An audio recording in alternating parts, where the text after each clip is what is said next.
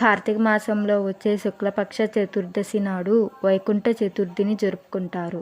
November 14వ తేదీన వైకుంఠ చతుర్థి వచ్చింది.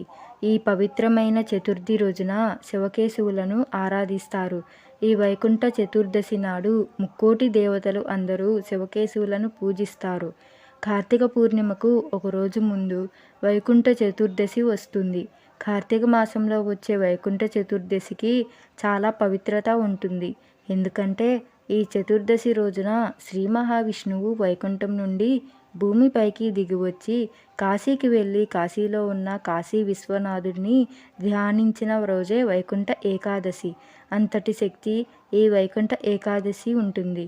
కాబట్టి వైకుంఠ చతుర్దశి నాడు శివకేశవులు అనుగ్రహాన్ని సులభంగా పొందాలంటే ఇంట్లో తప్పకుండా పూజ చేసుకోండి. కార్తీక మాసంలో చేసే పూజలకు రెట్టింపు పుణ్య ఫలితం లభిస్తుంది. అయితే ఈ వైకుంఠ చతుర్దశి రోజున చేసే పూజలకు మాత్రం కోటి రెట్ల పుణ్యం లభిస్తుంది. ఈ చతుర్దశి రోజున పూజ చేసేటప్పుడు మీ ఇంట్లో శివదీపం వెలిగిస్తే శివుని ఆశీర్వాదంతో మీ ఇల్లంతా కనక వర్షంతో నిండిపోతుంది. మీ ఇంటికున్న కష్టాలన్నీ తొలగిపోయి మీ కుటుంబానికి అష్టైశ్వర్యాలు కలుగుతాయి. కాబట్టి ఈ వైకుంఠ చతుర్దశి రోజున శక్తివంతమైన శివదీపం ఎలా వెలిగించాలో ఇప్పుడు తెలుసుకుందాం. మీ పూజ గది ఈశాన్య దిశలో ఉంటే మీ పూజ గదిలోనే శివదీపాన్ని వెలిగించవచ్చు. పూజ గది ఈశాన్య దిక్కులో లేని వాళ్ళు మాత్రం మీ ఇంటి ఈశాన్య దిశలో ఈ శివదీపాన్ని వెలిగించండి. స్త్రీలు ఉదయాన్నే తలస్నానం చేసి ఇల్లంతా శుభ్రం చేసుకొని ఇంటి గడపలకు పసుపు రాసి కుంకుమ బొట్లు పెట్టుకోవాలి. శివదీపం వెలిగించాలంటే మీ ఇంటి ఈశాన్య దిశలోనే వెలిగించాలి. కాబట్టి మీ ఇంటి ఈశాన్య దిశలో అష్టదళ ముగ్గు వేసి ముగ్గు పైన పసుపు కుంకుమలు వేసి ముగ్గు పైన ఒక ఇత్తడి పళ్ళెం పెట్టండి. ఈ ఇత్తడి పళ్ళెం పైన 2 మట్టి ప్రమిదలను ఒకదానిపై ఒకటి పెట్టి 3 ఒత్తులను ఒకటిగా చేసి నువ్వుల నూనె కానీ ఆవు నెయ్యి కానీ పోసి దీపం వెలిగించి అరటి పండును నైవేద్యంగా సమర్పించాలి.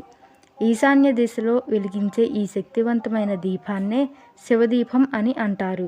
ఈ శివదీపం వెలిగించగానే దీపానికి నమస్కారం చేసి ఓం హం ఈశానాయ నమః అనే మంత్రాన్ని 3 సార్లు జపించండి. ఈ వైకుంఠ చతుర్థి నాడు శివుణ్ణి మారేడు దళాలతో పూజిస్తే సర్వ సౌఖ్యాలు లభిస్తాయి. అలాగే గన్నేరు పూలతో కానీ నందివర్ధన పూలతో కానీ విష్ణుమూర్తిని పూజిస్తే విష్ణు సంపూర్ణ అనుగ్రహం కలుగుతుంది. వైకుంఠ చతుర్దశి రోజున విష్ణువు దేవునితో పాటు లక్ష్మీదేవి కూడా భూమిపైకి వస్తుంది. కాబట్టి వైకుంఠ చతుర్దశి సాయంత్రం సమయంలో ఇంటి ముందు 2 దీపాలు వెలిగించి మీ ప్రధాన ఇంటి తలుపును మూసి ఉంచకుండా మెయిన్ డోర్ను కాసేపు తెరిచి ఉంచితే దీపం వెలుగుకు లక్ష్మీదేవి ఆకర్షించి మీ ఇంట్లోకి వెంటనే అడుగు పెడుతుంది. లక్ష్మీదేవి ఉన్న ఇల్లు కనక వర్షంతో నిండిపోతుంది. విష్ణువుకు ప్రీతికరమైన తులసిని పూజిస్తే మీ ఇంటికి అఖండ రాజయోగం లభిస్తుంది. కాబట్టి మీ వైకుంఠ చతుర్థి నాడు తులసి కోట ముందు దీపం వెలిగించి తులసికి ప్రదక్షిణాలు చేస్తే కోరిన కోరికలు నెరవేరడంతో పాటు సిరి సంపదలు వరిస్తాయి. మీ ఇంటి ధనాదాయం బాగా పెరగాలంటే ఈ వైకుంఠ చతుర్దశి నాడు మీ ఇంట్లో ఉన్న ప్రతి మూలలో తులసి నీళ్లను చిలకరించండి. ఇలా చేస్తే మీ ఇంటిపై మహాలక్ష్మి అనుగ్రహం ఉంటుంది. కుంకుమకు దేవతల శక్తి ఉంటుంది. కాబట్టి ఈ చతుర్థి రోజున ఎవరైతే దేవుని కుంకుమను పెట్టుకుంటారో అలాంటి వారికి ముక్కోటి దేవతల ఆశీర్వాదం తప్పక లభిస్తుంది. డబ్బు సమస్యలతో బాధపడేవారు ఈ చతుర్దశి నాడు మీ ఇంటి ప్రధాన ద్వారం పైన కుంకుమతో ఓం అని రాయండి.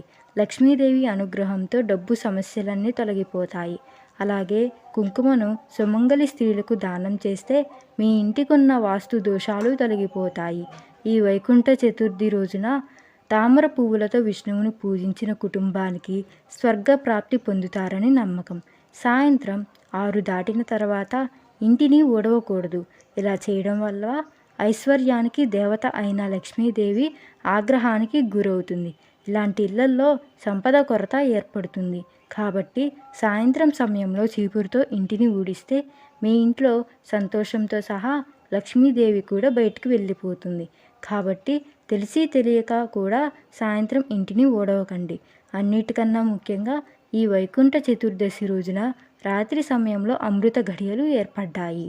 కాబట్టి లక్ష్మీదేవికి ఎంతో ఇష్టమైన కల్లుప్పును తీసుకొని రాత్రి 9 తర్వాత ఉప్పును చిన్న పొట్లాలుగా కట్టి మీ ఇంట్లో ఉన్న అన్ని గదుల్లోనూ ఉంచాలి. తెల్లవారిన తర్వాత స్త్రీలు ఎవరితోనూ మాట్లాడకుండా ఆ ఉప్పుని తీసి పడేయాలి. వైకుంఠ చతుర్దశి నాడు ఈ పరిహారం చేస్తే మీ ఇంట్లో లక్ష్మీదేవి తిష్ట వేసుకొని కూర్చుంటుంది.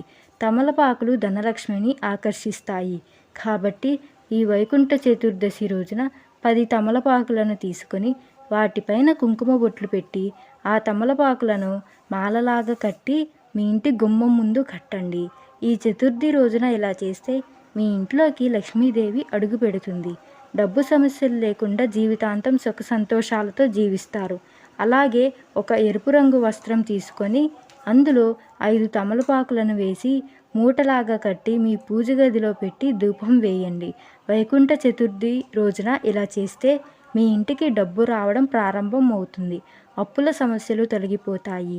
ఈ వైకుంఠ చతుర్దశి రోజున ఎవరైతే భక్తి శ్రద్ధలతో ఉపవాసం ఉండి శివకేశవులను పూజిస్తారో వారికి మోక్షం లభిస్తుందని, జీవితంలో కష్టాలు తొలగిపోతాయని విశ్వాసం.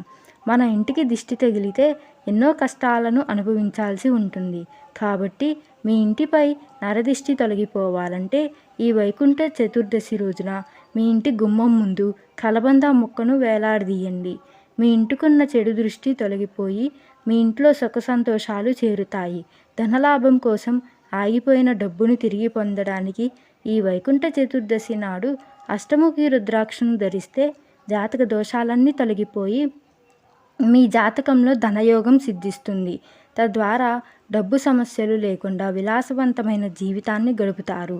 ఈ వైకుంఠ చతుర్దశి రోజున ఆ పరమేశ్వరుడు విష్ణువుకి సుదర్శన చక్రాన్ని ఇచ్చాడు. మీకు ఈ వీడియో నచ్చినట్లయితే ఓం నమః శివాయ అని కామెంట్ చేసి లైక్ చేయండి. మరిన్ని వీడియోల కోసం ఈ ఛానల్ని సబ్స్క్రైబ్ చేసుకోండి.